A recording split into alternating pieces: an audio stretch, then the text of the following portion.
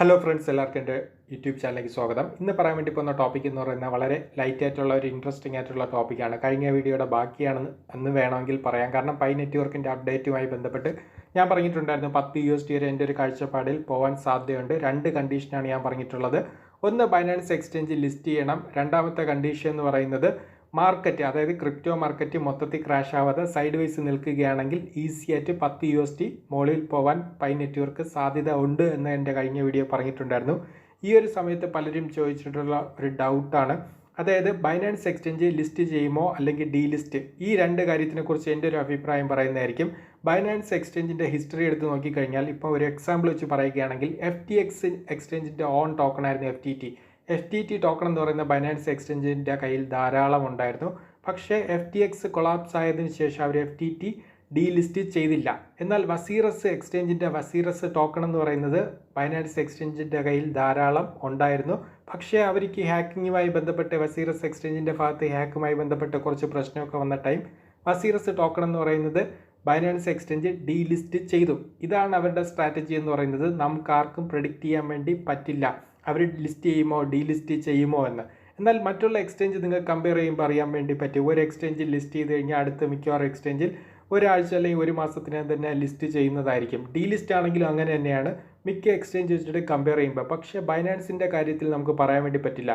ഇനി Binance exchange ഒരു project ആദ്യമായിട്ട് വന്നിട്ട് ലിസ്റ്റ് ചെയ്യുകയാണെങ്കിൽ മറ്റുള്ള എക്സ്ചേഞ്ച് എല്ലാം ആ പ്രോജക്റ്റ് വോളിയം കൂടുതലായതുകൊണ്ട് വീണ്ടും പെട്ടെന്ന് തന്നെ ലിസ്റ്റ് ചെയ്യാനുള്ള സാധ്യത കൂടുതലാണ്. ഓക്കെ, പക്ഷേ ഇവിടെ ബൈനാൻസ് എക്സ്ചേഞ്ച് ലിസ്റ്റ് ചെയ്തിട്ടില്ല, മറ്റുള്ള എല്ലാ എക്സ്ചേഞ്ചും ലിസ്റ്റ് ചെയ്തിട്ടുണ്ട്.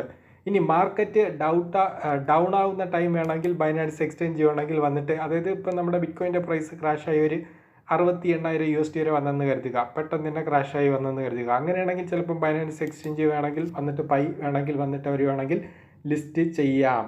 ഓക്കെ, അവരുടെ സ്ട്രാറ്റജി എന്ന് പറയുന്നത് ലിസ്റ്റും ഡീലിസ്റ്റും എന്ന് പറയുന്നത് അവരുടെ ട്രേഡായിട്ടുള്ള മെയിൻ സ്ട്രാറ്റജിയാണ്. മാർക്കറ്റ് മാനിപ്പുലേഷൻ ചെയ്യാനുള്ള സ്ട്രാറ്റജിയാണ്. അതുകൊണ്ട് ആർക്കും തന്നെ അവരുടെ ലിസ്റ്റ് ആവട്ടെ ഡീലിസ്റ്റ് ആവട്ടെ, അവരുടെ മെയിനായിട്ടുള്ള കോറായിട്ടുള്ള കുറച്ച് ടീമിന് മാത്രമേ ബൈനാൻസ് ഏത് പ്രോജക്റ്റ് ലിസ്റ്റ് ചെയ്യും ഡീലിസ്റ്റ് ചെയ്യും എന്ന് അറിയാൻ വേണ്ടി പറ്റുകയുള്ളൂ. ഓക്കെ, അതവരുടെ ട്രേഡായിട്ടുള്ള കാര്യമാണ്. അതുകൊണ്ട് നമുക്ക് പ്രെഡിക്റ്റ് ചെയ്യാൻ വേണ്ടി പറ്റില്ല. ഇനി ബൈനാൻസ് എക്സ്ചേഞ്ച് ലിസ്റ്റ് ചെയ്യുന്നു എന്ന് കരുതുക. അങ്ങനെയാണെങ്കിൽ നിങ്ങൾക്ക് ഉറപ്പിക്കാൻ USD മുകളിൽ പോകുന്നതായിരിക്കും. ഓക്കെ, ഇപ്പോഴത്തെ ഒരു മാർക്കറ്റ് കണ്ടീഷൻ അനുസരിച്ച് നമ്മുടെ പൈ നെറ്റ്വർക്ക് എന്ന് പറയുന്നത് USD മുകളിൽ വരെ പോകുന്നതായിരിക്കും. ഇപ്പോൾ ഏകദേശം മാർക്കറ്റ് സൈഡ് വൈസ് എന്ന രീതിയാണ്. ക്രാഷ് ആണെങ്കിൽ പോലും സൈഡ് വൈസ് ആണെന്ന് വേണമെങ്കിൽ പറയാം. കാരണം ഗോൾഡിൻ്റെ പ്രൈസ് ഒന്നും വലിയ രീതിയിൽ ക്രാഷിലോട്ട് വീണിട്ടില്ല. അതുകൊണ്ട് നമുക്ക് വേണമെങ്കിൽ ഇവിടെ നമ്മുടെ 85,000 ഇനി ഒരു 70,000 USD ബിറ്റ്കോയിൻ്റെ പ്രൈസ് നിന്നാൽ പോലും പൈ നെറ്റ്വർക്ക് ബൈനാൻസ് ലിസ്റ്റ് ചെയ്യുകയാണെങ്കിൽ ഈസി ആയിട്ട് USD മുകളിൽ പോകുന്നതായിരിക്കും. അതുകൊണ്ട് താല്പര്യമുള്ളവർക്ക് ട്രൈ ചെയ്യാം. ഇനി പെർപെച്വൽ ചെയ്യുന്നവർക്കാണെങ്കിൽ ഈസി ആയിട്ട് നല്ല രീതിയിൽ വോളിയം ഉണ്ട്. അതുകൊണ്ട് അവർക്ക് ഷോർട്ട് ആവട്ടെ ലോങ് ആവട്ടെ വളരെ ഈസി ആയിട്ട് തന്നെ ചെയ്യാവുന്നതാണ് മറ്റുള്ള പ്രോജക്റ്റിനെ അപേക്ഷിച്ചിട്ട്. എന്നാൽ സ്പോട്ട് ചെയ്യുന്നവർക്ക് അല്ലെങ്കിൽ ഇൻവെസ്റ്റ് ആണ് നിങ്ങൾ ചെയ്യാൻ ഉദ്ദേശിക്കുന്നതെങ്കിൽ ഞാൻ എപ്പോഴും പറയുന്നൊരു കാര്യമാണ്, പൈ എന്ന് പറയുന്നത് നല്ല രീതിയിൽ ഹൈപ്പ് വന്നൊരു പ്രോജക്റ്റാണ്. ഹൈപ്പ് നല്ല രീതിയിൽ കിട്ടിയ പ്രോജക്റ്റ് ആണെങ്കിൽ നിങ്ങൾ 10 അല്ലെങ്കിൽ ഒരു 20 പൈയെങ്കിലും ബൈ ചെയ്ത് വെക്കുക. ഓക്കെ, ഞാൻ എപ്പോഴും പറയാറുള്ള കാര്യമാണ്, ഹൈപ്പായിട്ട് ഒരു പ്രോജക്റ്റ് വരികയാണ് അല്ലെങ്കിൽ സോഷ്യൽ മീഡിയക്കകത്തെല്ലാം നല്ല രീതിയിൽ ട്രെൻഡായിട്ട് നിൽക്കുന്ന ഒരു പ്രോജക്റ്റ് ആണെങ്കിൽ ഒരു 10 അല്ലെങ്കിൽ 20 ബൈ ചെയ്ത് വെക്കുക. ഇനി ബൈനാൻസ് എക്സ്ചേഞ്ച് ലിസ്റ്റ് ചെയ്തില്ലെങ്കിൽ പോലും നല്ല രീതിയിൽ മാർക്കറ്റ് കണ്ടീഷൻ നമ്മുടെ ബിറ്റ്കോയിൻ്റെ പ്രൈസ് സൈഡ് വൈസ് ആണ് നിൽക്കുന്നുവെങ്കിൽ ഉറപ്പായിട്ടും പൈ നെറ്റ്വർക്ക് USD ടച്ച് ആവാനുള്ള സാധ്യത കൂടുതലാണ്. ഓക്കെ, ഇനി ബൈനാൻസ് ലിസ്റ്റ് ചെയ്തില്ലെങ്കിൽ പോലും മാർക്കറ്റ് നമ്മുടെ ക്രിപ്റ്റോയുടെ മൊത്തത്തിൽ ക്രാഷ് ആവാതെ നിൽക്കുകയാണെങ്കിൽ പൈ USD ടച്ച് ആവുന്നതായിരിക്കും. ഓക്കെ, അതുകൊണ്ട് താല്പര്യമുള്ളവർക്ക് ബൈ ചെയ്ത് ഹോൾഡ് ചെയ്ത് വെക്കാവുന്നതാണ്. റിസ്ക് എന്താണെന്ന് വെച്ച് കഴിഞ്ഞാൽ നമ്മുടെ ക്രിപ്റ്റോ മാർക്കറ്റ് ക്രാഷിലോട്ട് വീഴുകയാണെങ്കിൽ ഉറപ്പായിട്ടും പൈ എന്ന് പറയുന്നത് ഏകദേശം 0.30 0.4 USD റേഞ്ചിലോട്ട് വേണമെങ്കിലും ഡൗൺ എന്ന രീതിയിലോട്ട് വേണമെങ്കിലും വീഴാം. ഓക്കെ, ഇതാണ് അതിൻ്റെ അകത്തുള്ള റിസ്ക് എന്ന് പറയുന്നത്. അതുകൊണ്ട് താല്പര്യമുള്ളവർക്ക് ട്രൈ ചെയ്യാം. ഇപ്പോഴത്തെ മാർക്കറ്റ് ക്യാപ്പ് തന്നെ നിങ്ങൾക്ക് കാണാൻ വേണ്ടി പറ്റും. ഏകദേശം 18 ബില്യൺ ആണ് കാണിക്കുന്നത്. ഇനി മാർക്കറ്റ് ക്രാഷിലോട്ട് പോയി കഴിഞ്ഞാൽ ഏകദേശം ഒരു 5-6 ബില്യൺ വന്നിരുന്നാലും ഏകദേശം മാർക്കറ്റ് 0.60 0.50 USD റേഞ്ചിലോട്ടൊക്കെ പൈ വേണമെങ്കിലും പോകാം. ഓക്കെ, അതുകൊണ്ട് താല്പര്യമുള്ളവർക്ക് ട്രൈ ചെയ്യാവുന്നതാണ്. അതുമാത്രമല്ല, ടോട്ടൽ സപ്ലൈ എന്ന് പറയുന്നത് വളരെ കൂടുതലാണ്, മാർക്കറ്റ് ക്യാപ്പും വളരെ കൂടുതലാണ്.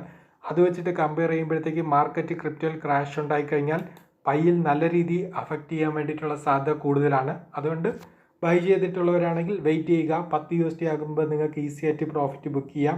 ഇനി ലോങ് ടൈമിനാണെങ്കിൽ നിങ്ങൾക്ക് 10 USD ആകുമ്പോൾ വേണമെങ്കിൽ നല്ല രീതിയിൽ പ്രോഫിറ്റ് കിട്ടുന്നതായിരിക്കും. അതുകൊണ്ട് എൻ്റെ ഒരു അഭിപ്രായത്തിൽ ബൈ ചെയ്തിട്ടുള്ളവരാണെങ്കിൽ 10 USD റേഞ്ചൊക്കെ വേണമെങ്കിൽ ഹോൾഡ് ചെയ്യുക. ഓക്കെ, ഞാൻ ഹോൾഡ് ചെയ്യുന്നുണ്ടോ എന്ന് കേട്ട് കഴിഞ്ഞാൽ ഉറപ്പായിട്ട് ഞാൻ ഹോൾഡ് ചെയ്യുന്നുണ്ട്. എൻ്റെ ഒരു ടാർഗറ്റ് എന്ന് പറയുന്നത് 10 USD ആണ്. ഓക്കെ,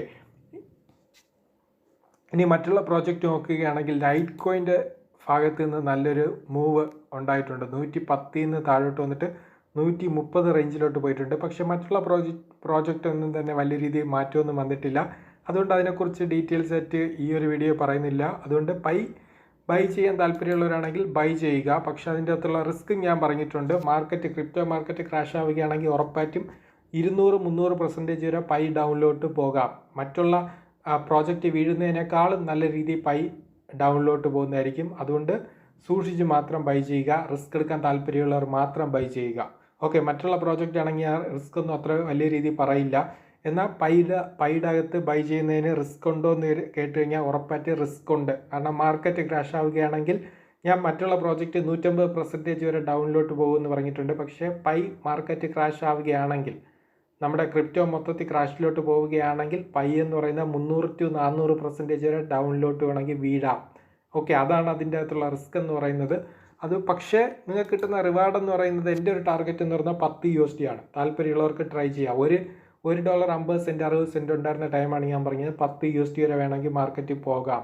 ഓക്കെ, ഇനി ബൈനാൻസ് ലിസ്റ്റ് ചെയ്തില്ലെങ്കിൽ പോലും നമ്മുടെ ക്രിപ്റ്റോ മാർക്കറ്റ് ക്രാഷ് ആവാതെ നിൽക്കുകയാണെങ്കിൽ ഉറപ്പായിട്ടും ഈസി ആയിട്ട് 10 USD വരെ ഈ ഒരു ഹൈപ്പ് അനുസരിച്ച് റീച്ച് ആവുന്നതായിരിക്കും. താല്പര്യമുള്ളവർക്ക് ട്രൈ ചെയ്യാവുന്നതാണ്.